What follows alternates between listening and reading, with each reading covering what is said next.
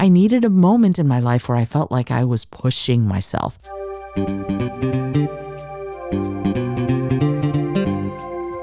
Hello and welcome to the Creative Solutions Podcast. I'm your host, Isolde Trachtenberg. Whether you're writing the first sentence of a story or solving the climate crisis, you need to think in new ways. On the show, I interview peak performers who are coming up with those creative solutions. Through creativity, action, inspiration, and innovation, they're changing the world. I also bring you ideas and techniques that you can use to unlock your potential to do the same. And now, let's get to the show.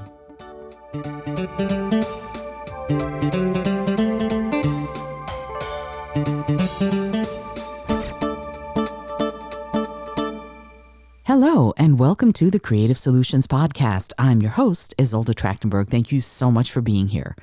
Today, I want to talk to you about something that I've been doing a lot of thinking about, and that is wacky ideas.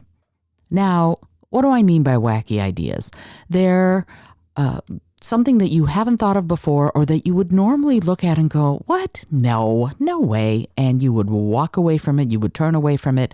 You would think it was just too out of left field for you to pay any attention to, and you would go do something else, right? So those are the wacky ideas, the bizarre notions that you might have.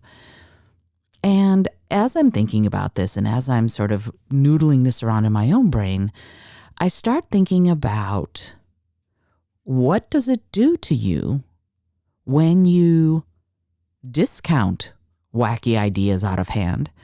And then what does it do to you? What does it do to your brain and your mind when you don't discount wacky ideas out of hand? Like, what happens to you almost physically or nerve-wise when you look at a wacky idea and instead of going, I cannot possibly take the time off right now and go to the beach with my friend for the whole week. That's a wacky idea. It's a little bizarre because I have so much work to do. I'm on deadline. What if instead you went, wait a minute, is there a way for me to do this? So you don't discount the idea out of hand. You let it percolate. You go, okay, so maybe today isn't the day that I'm going to go drop everything and go down to the ocean with a friend of mine, but maybe next week or maybe the week after that. But I'm going to, instead of going no way, start thinking about, okay, what could I do? How could I get this? And what's more important is, what might I be missing in my day, in my life, if this kind of wacky idea is bubbling up out of my subconscious, right? So what I want to think about right now is, if those wacky ideas or the bizarre ideas tap you on the noggin out of the blue, or they whisper in your ear in that moment between sleeping and waking, what do you do with them? If something is happening that goes, oh, you know what I'd really love to do? I'd really love to chuck it all and go sit in a hut somewhere and drink a pina colada and watch the sunrise. Okay, what is that telling you, right? Maybe you're burnt out. Maybe you need a vacation. Maybe you need a pina colada. But there's something going on. If there's something happening in your sort of imagination, in your fantasy life, if you will, if there's something going on where these ideas are popping up, what is that trying to tell you? Now, for me, for example, back when I first started my coaching practice, I was talking to my coaching clients a lot about earth, air, fire, and water, the ancient alchemical elements. And why was I doing that? Well, in olden times, everyone, the sort of wise people, thought that everything was made out of these four elements: the earth being the tangible, the fire, the water, the seas and the oceans, and even our blood, and also the air, which is of course everything you see in the sky and the air you breathe and all of that. And so they really believed that everything was made up out of these four elements. Now, of course, we know that there's way more elements than that, and minerals and things like that, but that's not what I'm talking about. I'm talking about this ancient belief that these elements comprise everything. So I ended up thinking about that so much that I wrote a book on this thought called life elements. And why is that important? It's important because I'm not just talking out of my hat here about earth, air, fire, and water. The ancient system of Ayurveda looks at those elements also, right, as a way of categorizing different kinds of people. Chinese medicine, Tai Chi, Qigong, acupuncture also looks at elements. Now, their elements are slightly different, but it's still looking at that sort of what is the breakdown of those elements that are the foundation of everything we have ever known and everything we've ever seen. And so I went, okay, let me think about it. And it was bizarre to think, well, what could I do about this? These are ancient 5,000-year-old systems. Why am I trying to sort of put my stamp on it? And I went, you know what? What if I didn't? What if I didn't just go, oh, well, wiser people than I am have done this before. What am I talking about? But here's the thing. One of the things that I realized when I was talking to my coaching clients was that a lot of these systems that I mentioned just now talk to you about the elements, but what they say is what you are, and never shall it change. And I went, well, wait a minute. I think that people grow and change, and I think we can change. And so in this life element system that I developed in the book, I went, okay, what if you are someone who is very much an overthinker? You overthink everything, and you cannot make decisions because you're think. Well, you might be very high in air. That's the descriptor for the air element. Okay. So what you might need is a little bit more fire, which is that take action, decisive, let's get it done, and actually doing it.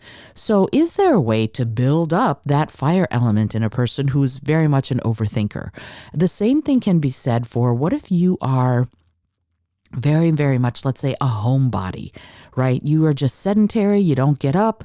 You don't do things that you even want to do, but you're just so set in your ways that that's it. Well, you also might need some fire, some of that take charge, go get it done kind of energy. And is there a way to build up some of that fire energy? Well, I came up with these missions and meditations to enable you to do just that. The same thing can be said for what if you are someone who is emotionally you're very quick, right? Your emotions go from 0 to 60 in no time at all. You might need a little bit of earth energy, right? You might need to sort of chill out and get a little bit more stable, a little bit more secure, and a little bit more what they call grounded. Now, grounded does sound like calm and stable and everything is okay. So you might need to build up some of that earth energy. And so I went, okay, you know what? I'm going to write this book and I'm going to talk about all the things that you need to do in order to be well-rounded. And that's what the book Life Elements is all about. But when I first started thinking about all of this, I was very heavily into acupuncture and acupressure and really looking at the elements and how this modality of ancient medicine looks at the elements. And as I said, I kept going, well, I have my own spin on this. And I went, well, that's bizarre that I want to put my own spin on it because there's 5,000 years of data on this. Who am I? Who do I think I am to do this? And then I went, you know what? I'm going to try. So what if I did? What if I wrote a book? And I ended up writing a book. And in the book there, I developed a 100 question assessment that sort of lets you, as you answer those questions, it lets you really figure out which one of those elements you are. Are you more a thinker? Are you more an emotional person? Are you more quick to act? Are you more stable and centered? And then do you have imbalances in this? Instead of being just someone who is meticulous and very much logical and reasoned, you have to look at things from every direction, and so much that you have trouble making a decision and taking any sort of action. So the first one, being meticulous, being logical, being well-reasoned, being step-by-step and very intelligent about it, that's air element. But as soon as you go into this other place of, I can never make a decision, well, there's an imbalance there. And so what if you were to do some of these missions and meditations to correct for that imbalance? And there are ways to do that so that you eventually end up completely well-rounded, so that when you need to think things through, you can, so that when you need to feel things and know your emotions and be able to name them and feel them and really work through them, that's water. What if you need to act when the time is right? That's fire. And then what if you need to be able to get back to that grounded place? Well, that's earth, right? And in the moment when I was writing the book, and it took a long time because I spent a lot of time doing research and a lot of time working with my clients to see how some of these ideas worked